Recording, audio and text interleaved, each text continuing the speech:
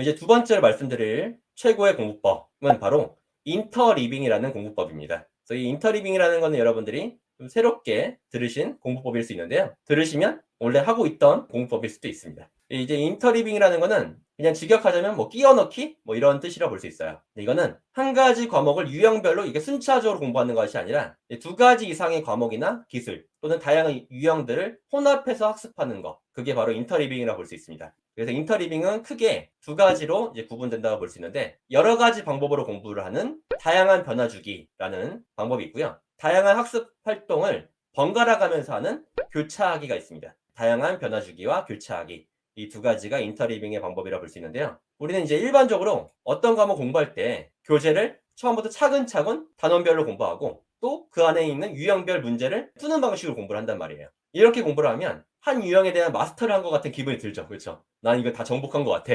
그렇죠? 그렇기 때문에 많은 사람들이 이런 순차적인 학습을 해요. 이런 방식의 공부를 학습과학적으로는 뭐 구획 학습 또는 뭐 블로킹이라고 얘기를 합니다. 그러나 많은 연구들에서는 다양한 변화와 교차로 학습을 하는 이 인터리빙에 대한 효과가 이제 증명이 되는데요. 어떤 연구가 있었냐? 수학 공부를 일주일 동안 여러 차례에 걸쳐 나누어서 했을 때와 한 번에 몰아서 했을 때의 결과를 비교하는 실험을 진행했어요. 근데 연구 결과가 어떻게 나왔냐면, 같은 유형의 문제만 푸는 그런 방식을 공부했던 학생들은 평균이 60점인 것에 반해 복습을 하고 일주일 뒤에 여러 가지 유형이 섞인 문제를 푼 학생은 평균 63점을 받았다고 해요. 네, 거의 3배가 넘는 좋은 성적을 받았다는 거죠. 그럼 이제 인터리빙은 왜 한 유형만 또는 한 과목만 이렇게 순차적으로 하는 공부보다 효율적일까요? 이제 인터리빙으로 이렇게 공부를 하면 어떤 점이 좋냐? 우선 자연스럽게 시간의 간격을 두는 분산 연습에 효과를 주죠. 다른 과목을 공부하고 다른 방식으로 공부를 하니까. 네, 그렇기 때문에 우리의 기억을 장기 기억을 만드는 효과가 있는 거예요. 또 두 번째, 다양한 유형들을 이제 빠르게 구분하고 이제 응용하는 능력까지 향상이 된다는 거죠. 네, 그래서 실제 상황이나 시험에서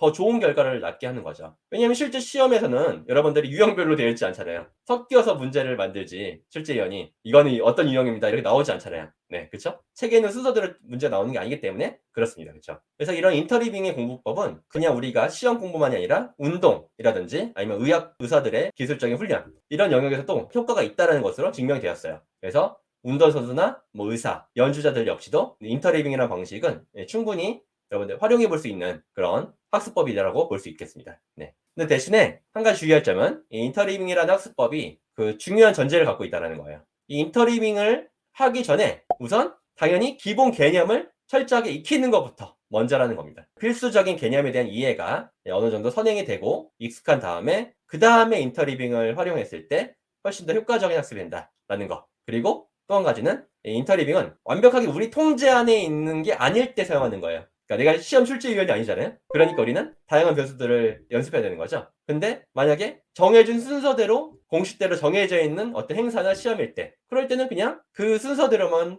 연습을 해도 효과가 있다는 거죠. 네, 그래서 이 인터리빙이라는 방식이 뭐 이해가 안 된다 하면 좀 예를 들어 드리면, 이렇게 순서대로만 공부하지 말고 갑자기 내가 공부했던 것 중에서 책에서 갑자기 중간을 펴봐. 중간을 이렇게 펴. 아무 페이지나. 그 다음에 그거에 대한 내용을 내가 알고 있는지 뭐 알아본다라든지, 아니면 맨날 1장, 2장, 3장 이렇게 공부하지 말고 뒤에서부터 앞으로 공부를 해본다라든지, 뭐 이렇게 다양한 방식으로 변화를 줄 수도 있고, 아니 맨날 똑같은 자리에서만 공부하지 말고 뭐 화장실에서도 공부해보고 아니면 독서실에서도 공부해보고, 그렇죠? 뭐 학교에서도 공부해보고 그렇게도 하는 방식이라고 볼 수 있고, 아니면 한 과목 공부하다가 갑자기 다른 과목으로 빨리 돌아간다라든지 이렇게 왔다 갔다 하는 공부 방식. 네, 그래서 한 과목이더라도 다양한 어떤 방법들로 할 수도 있고, 그렇죠? 아니면 다른 과목들을 함께 왔다 갔다 하는 방식도 있고. 네, 그래서 여러 가지 방식으로 그냥 원래 하던 대로만 하지 말고 변화를 준다. 네, 그래서 그런 변화를 줬을 때 처음에는 이게 머릿속에서 뒤죽박죽 된 것 같은 느낌이 들어. 그래서 한 과목만 열심히 하는 것 때보다 효과가 적은 것 같아. 하지만 그런 연습들이 지속됐을 때는 오히려 실전에서 더 좋은 결과를 낳게 된다는 겁니다. 네, 아시겠죠? 근데 이런 얘기를 해도